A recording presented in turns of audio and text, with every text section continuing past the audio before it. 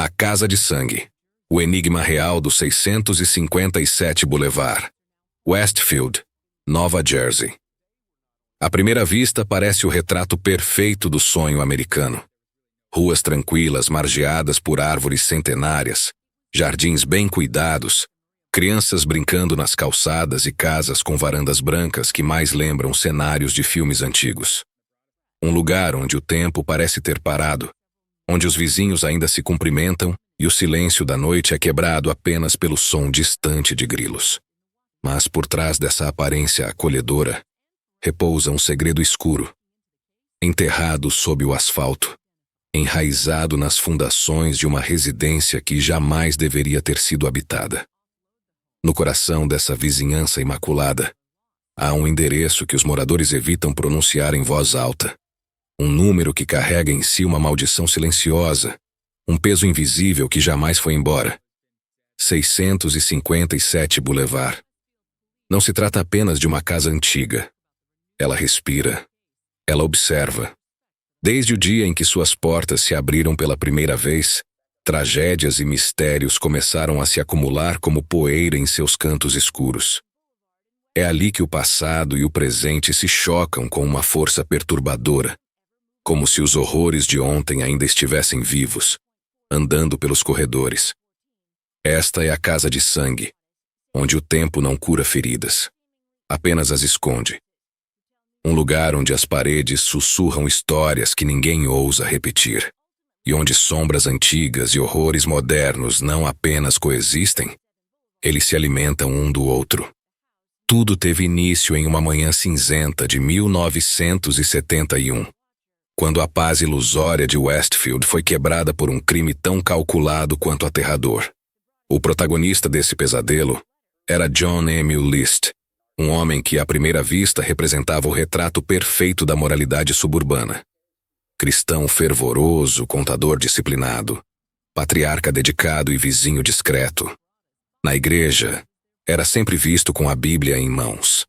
Na vizinhança, um rosto confiável. Ninguém suspeitava que, por trás daquele semblante calmo e olhar distante, se escondia uma alma fragmentada por delírios religiosos e um silêncio cada vez mais profundo. Movido por uma fé distorcida e por uma obsessão pelo controle, John decidiu que sua família precisava ser salva, mas sua versão de salvação era mortal. Sem deixar qualquer indício prévio, ele preparou cada detalhe do massacre com precisão cirúrgica. Um a um, executou sua esposa, sua mãe e seus 3 filhos dentro da própria casa. Uma mansão imponente que até então abrigava apenas sorrisos e rituais de domingo. Após o banho de sangue, organizou os corpos cuidadosamente no salão da casa, como se estivessem dormindo. Cobriu cada um com um lençol, alinhando-os lado a lado como peças de uma mórbida encenação. Ligou o toca-discos e deixou que uma seleção de música clássica preenchesse o ambiente com uma serenidade artificial, contrastando com o horror que havia se instalado ali. Antes de partir, escreveu uma carta detalhando suas motivações endereçada ao pastor da igreja. Então apagou suas pegadas, saiu pela porta da frente e desapareceu. Nenhuma testemunha, nenhum rastro. Durante anos foi como se o assassino tivesse sido engolido pela própria casa. A mídia cobriu o caso por semanas, mas com o tempo o silêncio engoliu tudo. A residência foi abandonada, e os vizinhos passaram a evitar o local. Era como se o mal tivesse sido selado dentro daqueles muros. E enquanto o mundo virava a página, o assassino caminhava livre, sob outra identidade, em outra cidade, como se jamais tivesse existido. Durante quase 2 décadas, John List foi um fantasma entre os vivos. Enquanto as cinzas do passado se assentavam em Westfield e o caso esfriava aos olhos da imprensa, ele reconstruía a própria vida com uma frieza perturbadora. Mudou de estado, assumiu um novo nome, casou-se novamente, frequentava a igreja com regularidade e trabalhava como contador, como se os assassinatos brutais de sua esposa, mãe e filhos jamais tivessem ocorrido. Seu rosto desapareceu dos noticiários. A antiga casa, agora vazia, mergulhava em um silêncio mórbido, como se engolisse a culpa que ele deixara para trás. List caminhava livre, sorria em fotos de família e apertava mãos nos cultos dominicais. Viveu no anonimato absoluto por 18 anos, até que a tecnologia e o tempo resolveram quebrar o pacto de esquecimento. Em 1989, o programa America's Most Wanted exibiu uma reconstrução facial envelhecida de como John List poderia estar após tantos anos. O retrato, criado por um artista forense especializado, foi assustadoramente preciso. Poucos dias depois da transmissão, um espectador reconheceu o homem que vivia em silêncio ao seu lado. E assim, o passado finalmente o alcançou. Preso sem resistência, List permaneceu frio e articulado. Não mostrou arrependimento. Apenas reafirmou sua justificativa doentia. Disse que matou para salvar. Que sua família estava se afastando de Deus. E que só a morte poderia garantir que suas almas chegassem ao paraíso. Não chorou. Não tremeu. Não pediu perdão. Apenas explicou o massacre como quem fala de contas a pagar. Mas o verdadeiro horror é que a história de Westfield não acabou com a prisão de John List. Mais de 40 anos se passaram desde o massacre de John List, e Westfield parecia ter cicatrizado suas feridas. A vizinhança voltara a sorrir, os gramados estavam verdes novamente, e o número 657 Boulevard, reformado e silencioso, aguardava novos moradores. Mas em 2014, um novo capítulo sombrio se escreveu entre aquelas paredes. E desta vez o mal não tinha rosto nem som, apenas olhos. Derek e Maria Brodus, um casal jovem e otimista, acreditaram ter encontrado ali o cenário ideal para criar seus filhos. A casa era espaçosa, elegante, com arquitetura clássica, quintal amplo e uma fachada que exalava respeito e história. Era o lar que haviam sonhado por anos, e não pouparam esforços para torná-lo perfeito. O contrato foi assinado. A mudança planejada. As crianças, empolgadas, já escolhiam os quartos. O futuro parecia promissor. Mas antes mesmo que a família pudesse cruzar oficialmente a porta da frente, um aviso silencioso chegou pelos correios. Um envelope sem timbre, sem remetente. Papel áspero datilografado.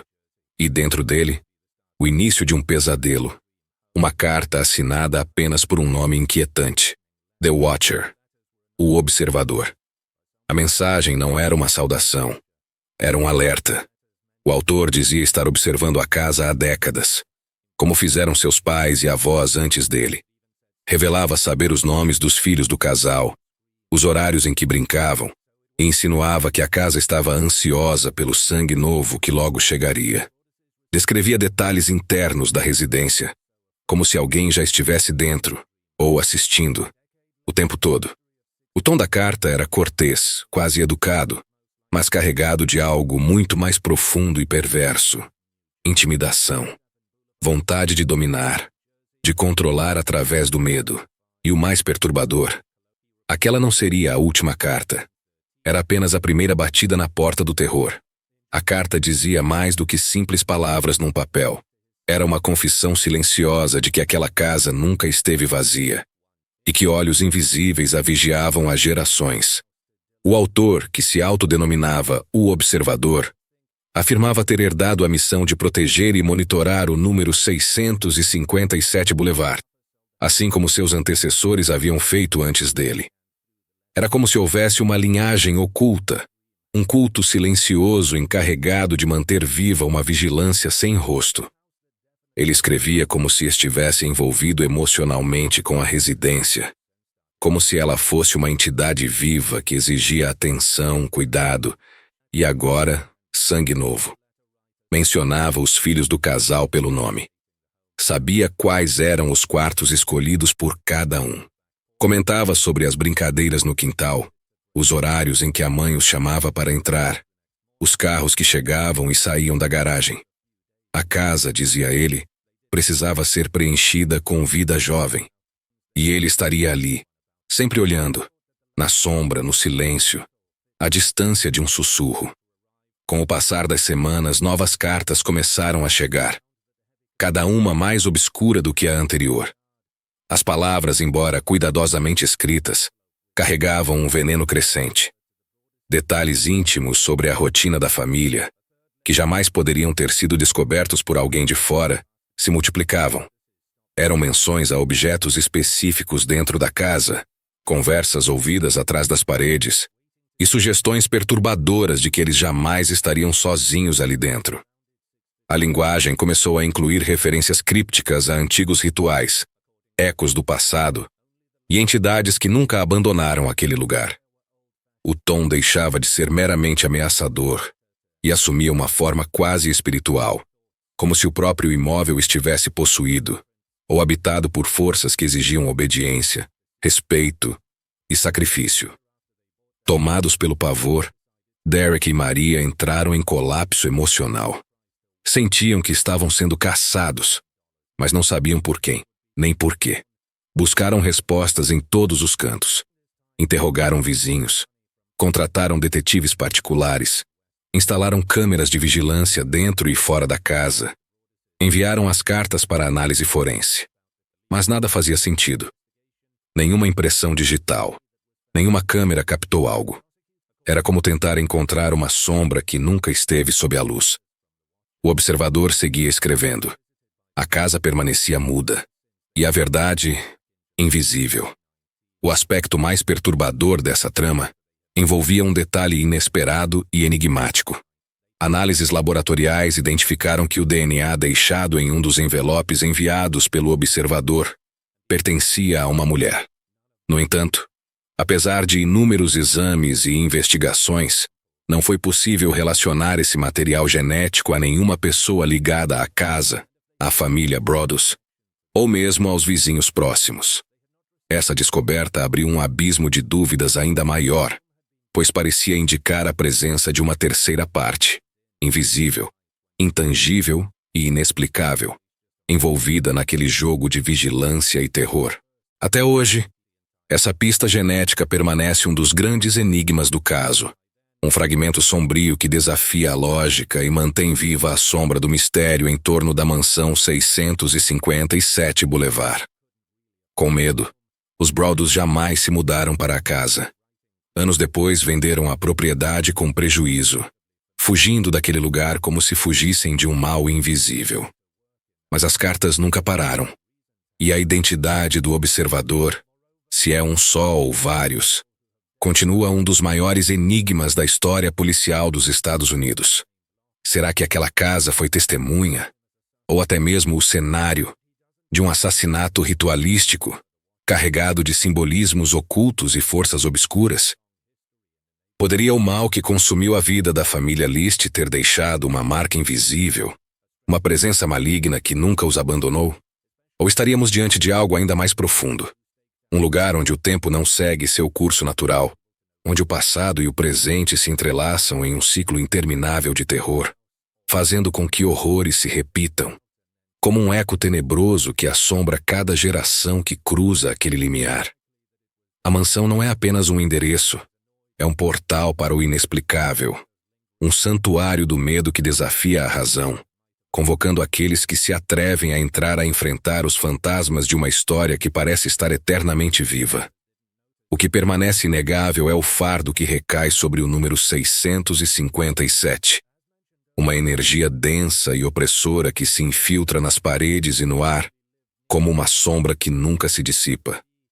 É uma presença invisível, mas constante, que permeia cada canto da casa, silenciosa e implacável. Um vigia-fantasma sem rosto nem forma, mas com olhos que enxergam tudo, capturando cada movimento, cada suspiro, cada instante de vida que ousa habitar aquele lugar. Ela não descansa, não se afasta, simplesmente espera, à espreita no silêncio paciente e eterna, um terror intangível que não precisa de voz para se fazer ouvir, porque seu olhar já é punição suficiente. Antes de você desaparecer nessa névoa de mistérios, já deixa aqui seu sinal. Aquele like que alimenta o desconhecido e faz esse canal crescer no silêncio das sombras. Quer fazer parte do time que mergulha fundo nos segredos que ninguém conta? Então ativa o sininho, porque aqui a verdade nunca dorme. E sempre tem algo novo esperando para te arrepiar.